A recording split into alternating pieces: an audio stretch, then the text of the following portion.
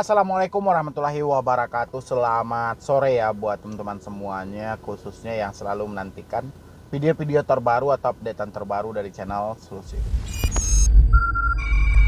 Terima kasih banyak ya buat teman-teman semuanya yang selalu mensupport, mendukung tentang channel Solusi Utang. Saya ucapkan ribuan terima kasih buat Anda semuanya karena dukungan dan supportan Anda. Alhamdulillah menjadikan channel ini berkembang sampai detik ini, dan saya masih ada di hadapan Anda memberikan motivasi-motivasi tentang gagal bayar, baru telat bayar, baik di pinjol legal, di pinjol ilegal. Saya masih hadir di sini untuk mensupport Anda selalu. Ya. Yang mau saya bahas hari ini adalah masih tentang resiko gagal bayar pinjol. Ini edisi pertengahan Ramadan ya, pertengahan puasa, karena saya melihat di dalam grup WhatsApp itu dikomplainkan oleh admin selalu, ini orang-orang pada kenapa gitu ya. Dan saya harap dengan video ini saya bahas kembali dan teman-teman bisa menonton ini sampai habis dan disimain juga. Kalau Anda mencari resiko-resiko gagal bayar pinjol, boleh Anda simain video ini sampai habis ya. Apalagi Anda yang baru telat bayar, baru gagal bayar ya, boleh simak ini sampai habis. Dan jangan lupa juga bergabung dalam grup WhatsApp supaya Anda tidak merasa sendirian, dan masih ada yang selalu mensupport Anda, mengarahkan Anda, mendengar curhat Anda tentang gagal bayar dan tentang teroran-teroran dari debt collector ya. Jadi buat teman-teman yang belum mensupport, silahkan. Saya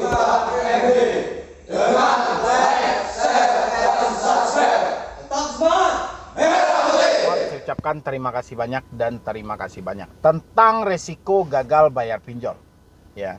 Mungkin ini video udah kesekian kalinya, saya pun juga udah nggak tahu lagi ya berapa banyak video yang saya jelaskan tentang hal ini. Tapi saya nggak tahu lah lagi ya, kalau setelah ini Anda juga tidak bisa mengerti, tidak bisa paham, itu kembali ke cara berpikir kita masing-masing. Saya melihat masih banyak dari teman-teman itu terlalu meribetkan hidup mereka ya. Gimana nggak meribetkan? Sudah gagal bayar pinjol, harus setting WA untuk di-silent lah supaya tidak berbunyi lagi, harus pasang aplikasi untuk memblokir lah ya, menstel yang begana yang begini, menjelaskan kepada kontak-kontak untuk tidak menanggapi telepon-telepon DC.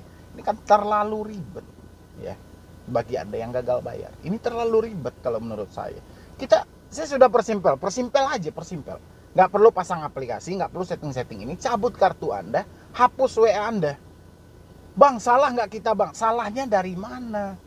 Ya, di beberapa video saya selalu menyampaikan kesalahan dari mana.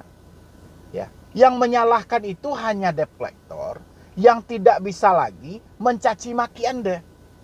Ya, yang tidak bisa lagi menghina-hina Anda, yang tidak bisa lagi melakukan penagihan dengan cara kasar kepada Anda. Ya. Versi debt collector memang salah, tapi versi kita tepat. Ya. Kita melakukan hal seperti itu, pasti ada alasan dong. Kenapa kita melakukan hal ini? Ya, pertama, kita ingin fokus dulu untuk mengumpulkan uang. Kalau kita membiarkan smartphone selalu aktif dengan nomor yang telah terdaftar di pinjol, mengakibatkan kita jadi tidak fokus dalam bekerja. Ya, tidak fokus mencari uang. Tidak fokus untuk berkoordinasi dengan teman-teman, mana tahu ada bantuan, ada pekerjaan, ada segala macam, kita jadi tidak fokus. Karena setiap hari kita dihantui dengan teroran WA, teroran telepon. Itu salah satu penyebab kenapa kita harus menonaktifkan nomor kita dulu. Ya. Kalau ada pinjol nantinya misalnya mempermasalahkan, kenapa Anda tidak bisa dihubungi? Coba introspeksi diri Anda dulu, kenapa si debitur itu mau nonaktifkan nomor mereka? Apa yang salah dengan sistem pinjol? Ya, harusnya ada timbal baliknya dalam hal itu. Ya, itu buat teman-teman semuanya. Kalau Anda juga masih ragu juga, ya, masih ragu juga, nanti saya bisa diproses jalur hukum, nanti kita bisa dipenjarakan. Coba Anda tengok dalam 400.000 subscriber saya, coba lihat satu persatu, ada nggak yang keluar penjara gara-gara tidak mampu bayar pinjol? Ada nggak yang sudah diproses ke jalur hukum perdata oleh pinjol gara-gara tidak bayar pinjol? Ya, ini jangan Anda selalu mengikuti logika atau pemikiran yang sesat dalam diri Anda. Ya. Karena PR yang paling terbesar dari orang gagal bayar pinjol adalah bermain dengan pikiran mereka. Lawan Anda sesungguhnya ketika gagal bayar pinjol adalah pikiran dan hati Anda sendiri. Itu lawan Anda yang sesungguhnya. Ya. Kalau dengan debt collector nggak ada. Debt collector mau WA. Kalau nggak Anda tanggapi, udah selesai. Ya. Debt collector menagih. Kalau Anda tidak ada uang, udah selesai. Ya. Tapi permasalahan dengan pikiran, dengan hati, nggak bisa selesai begitu saja. Ya. Pemikiran terkadang melihat, contoh Anda masuk dalam grup saya aja, dalam grup saya. Contoh di grup Facebook. Di dalam grup Facebook ada orang yang memposting, saya habis didatangi debt collector. Ini di dalam grup ya. Dan Anda tidak kenal nih dengan siapa orangnya, dia berada di daerah mana, ya. Anda nggak kenal nih permasalahannya apa, kok bisa dia sampai didatangin ini segala macam, Anda nggak tahu. Tapi karena ada satu postingan yang dia menyampaikan, saya didatangi debt collector. Langsung Anda berpikir juga. Di bawah Anda ikutan komentar. Saya nyimak itu, saya nyimak. Di bawah Anda ikutan komentar. Telat berapa lama sih? Ya, telat berapa lama sih baru didatangi? Ya, berarti Anda ketakutan juga melihat postingan orang lain. Ya, kan itu yang merangkul ke diri Anda. Anda di pinjol mana sih? Ya, kalau nggak percaya tengok di Instagram saya. Instagram, di grup WA itu banyak. Ya, di grup Facebook itu banyak. Orang lain yang posting, dianya yang ketakutan. Ya, si A yang posting, si D, si C, si B takut. Hilang itu. Ya. Dia berlomba-lomba bertanya kepada orang ini, telat berapa lama sih? Ya. Nah, misalnya dibilang, saya udah 1 bulan. Waduh, gimana dengan saya? Saya baru 3 minggu. Duk. Berarti Anda ketakutan dari pikiran Anda sendiri. Kita tetap optimis aja, semangat aja. Orang lain didatangi, kita belum tentu. Karena daerah kita dengan daerah orang lain berbeda. Ya, kita masalahnya memang sama-sama ngutang. Ya, sama-sama satu aplikasi. Cuman ada versi-versi yang berbeda dalam hal itu. Ya, makanya saya selalu sampaikan, Anda didatangi atau tidak dari debt collector tergantung dari cara Anda berkomunikasi. Ya. Ini makanya saya bilangin, benahi dulu dari dalamnya. Dari dalamnya benahi dulu, baru kita bisa membenahi. Selalu sampaikan, persoalan yang terberat ketika kita telat bayar pinjol, gagal bayar pinjol adalah hati nurani kita sendiri. Terkadang pemikiran kita mengarahkan ke sesuatu yang seharusnya sesuatu itu tidak kita pikirkan. Ya, contoh hal yang tadi. Telat berapa lama sih DC datang ke rumah? Siapa di posisi ini yang bisa menjawab? Ya, hanya bisa menduga-duga. Ada si A bilang, saya telat 2 hari atau telat 3 hari baru didatangi. Si B bilang, saya udah 5 bulan baru didatangi. Si C bilang, saya sudah setahun nggak didatangi. Anda mau pegangin omongan siapa? Dalam posisi ini. Ya, kalau Anda terus-terusan bertanya gitu. Kan sering itu pertanyaan, Bang, telat berapa lama sih baru didatangi? Ya, itu secara kasarnya. Secara halusnya, Bang, di daerah ini ada nggak debt collector lapangan? Ya, lebih halus lagi, Bang, aplikasi ini ada nggak petugas yang datang ke rumah? Poinnya sama, pertanyaan tadi sama. Ya, satu sama lain itu sama. Maka coba Anda lihat, coba Anda cari tahu debt collector pinjol legal telat berapa lama baru datang. Ya, itu aja pertanyaan Anda dulu. Pasti akan bervariasi jawaban di situ. Ada yang bilang saya sudah 2 minggu baru didatangi. Ada yang sebulan baru didatangi. Ada yang udah 2 tahun, 3 tahun nggak datang-datang. Anda mau percaya ucapan siapa? Ya, karena ini fakta di masing-masing orang. Kita tidak bisa rangkul ke diri kita. Yang hanya bisa kita lakukan adalah kita tetap optimis, ini jalan hidup kita.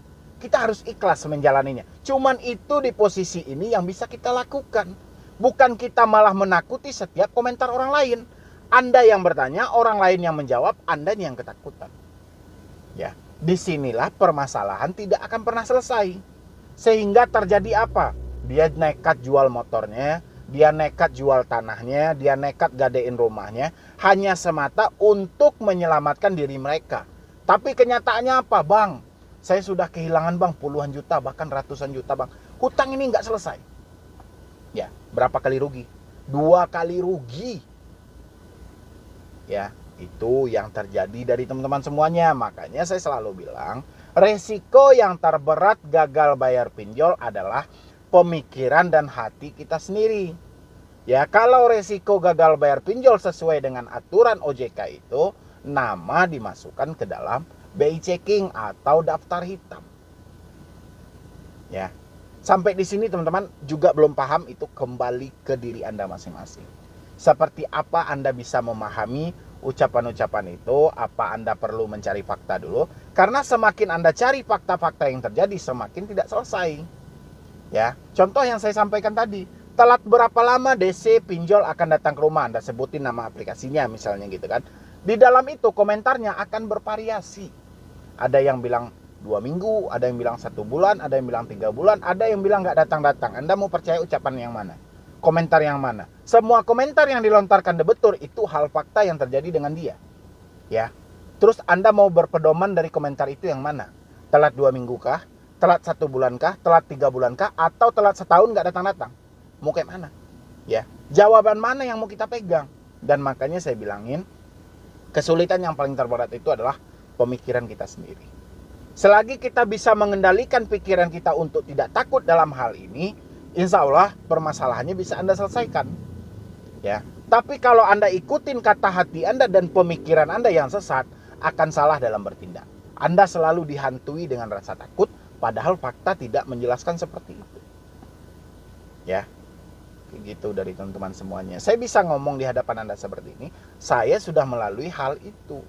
Saya sudah melewatkan hal itu, masa takut itu, masa diteror dengan pemikiran kita sendiri, rasa diteror dengan hati kita sendiri. Saya sudah lalui itu, makanya saya berani ngomong dengan teman-teman saat ini.